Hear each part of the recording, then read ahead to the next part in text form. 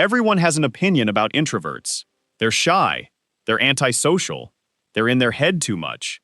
They need to come out of their shell. And introverts have spent years nodding politely while people explain them to themselves incorrectly. Because here's what nobody tells you.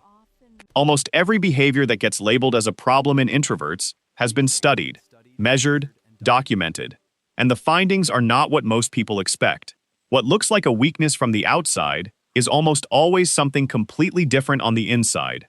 Here are 8 normal things introverts do that are actually signs of unusually high intelligence. Number 8, you talk to yourself. And not just occasionally, constantly. In the shower, on walks, while doing dishes. Full conversations. Both sides.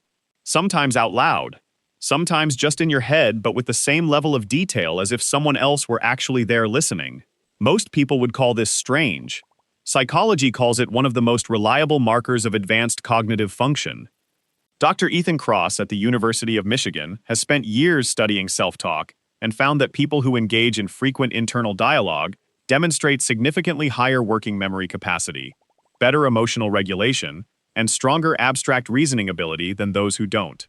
The brain is essentially using language to organize complex thought, and the more sophisticated the self-talk, the more sophisticated the thinking behind it. There's also a specific type of self-talk that highly intelligent people use, called distanced self-talk, referring to yourself in third person during difficult moments. Okay, what does she actually need to do here?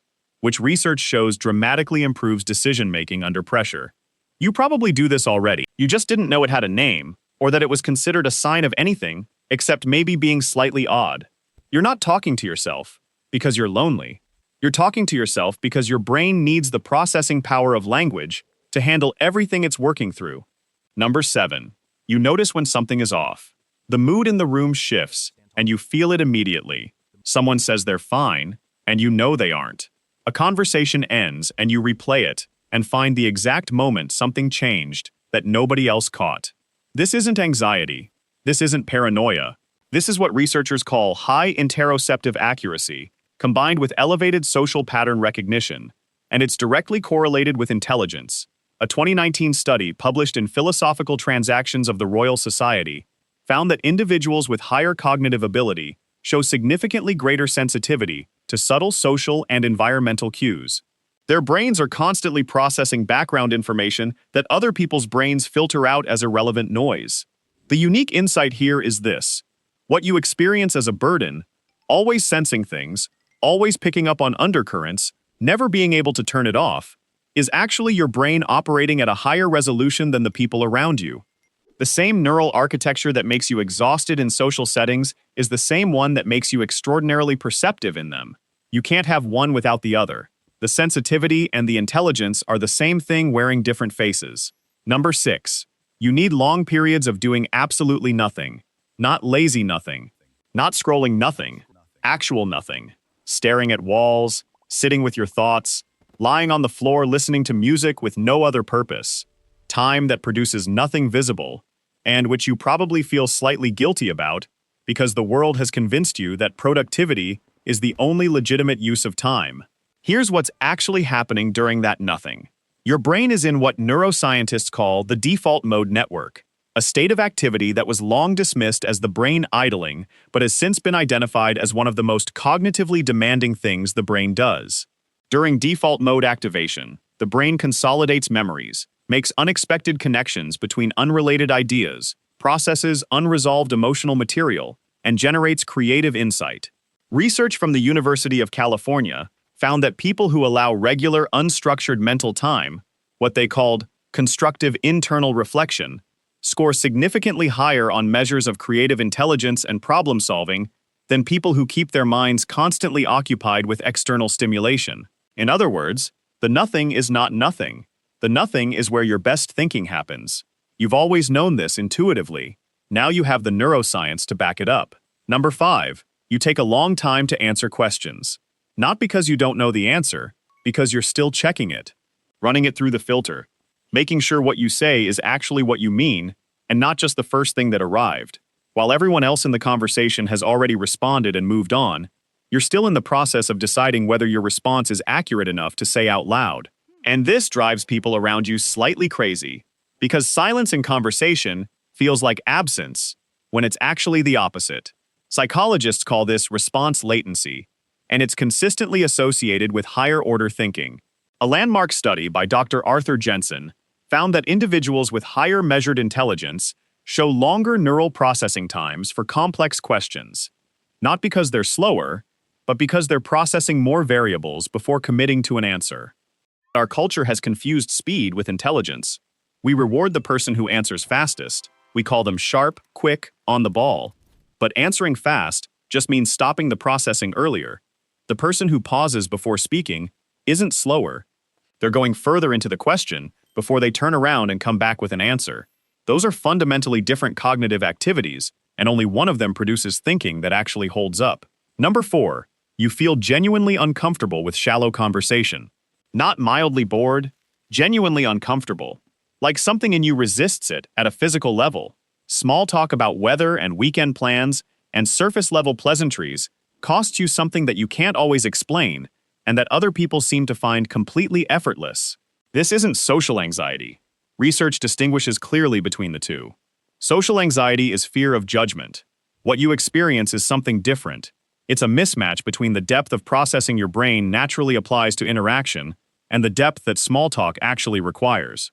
Dr. Avril Thorne's research on conversational depth found that individuals who consistently prefer substantive conversation over social chatter demonstrate higher scores on measures of need for cognition, the intrinsic motivation to think deeply and engage with complex ideas.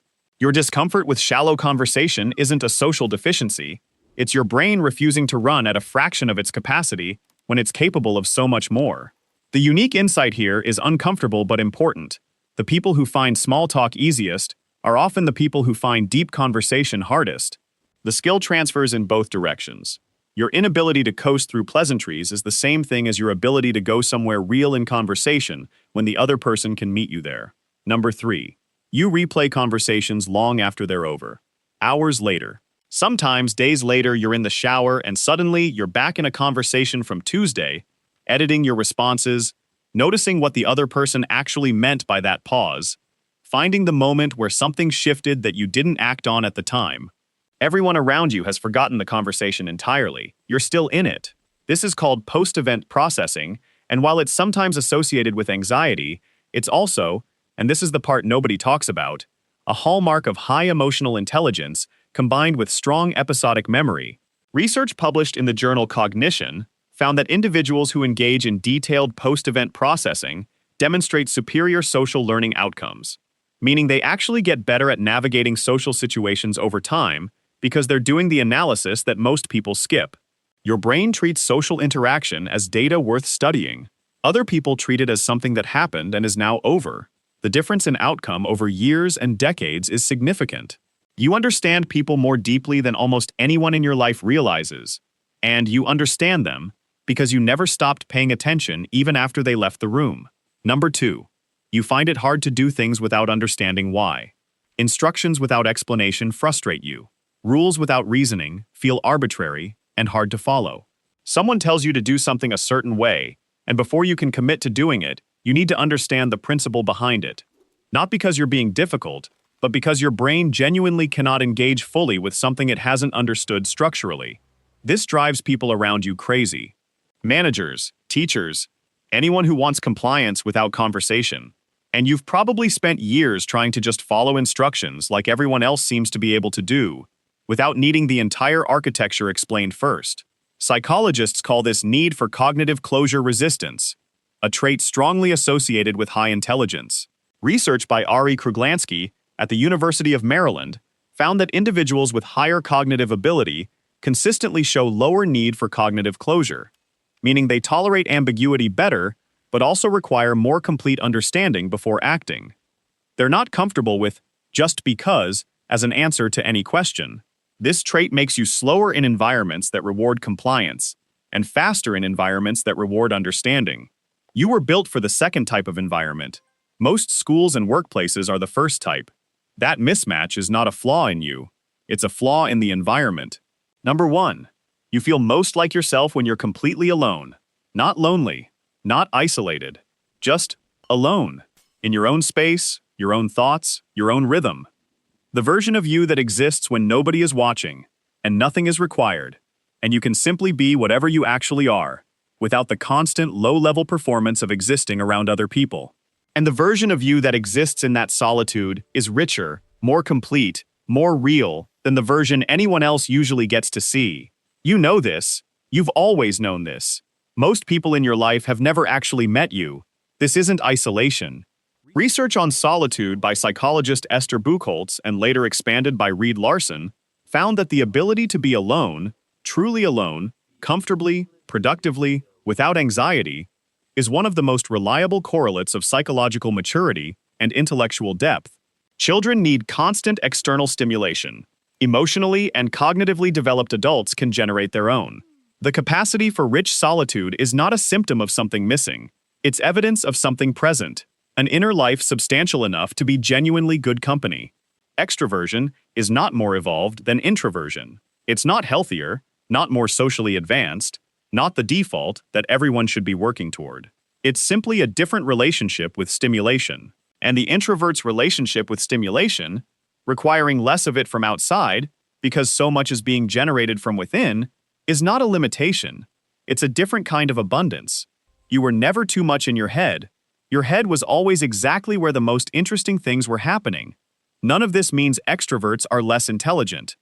It means that what gets labeled as introvert weakness has been consistently, repeatedly, and specifically linked to the kind of thinking that produces depth, creativity, and genuine understanding of the world. You were told to come out of your shell, but the shell was never the problem. The world just didn't know what was being built inside it.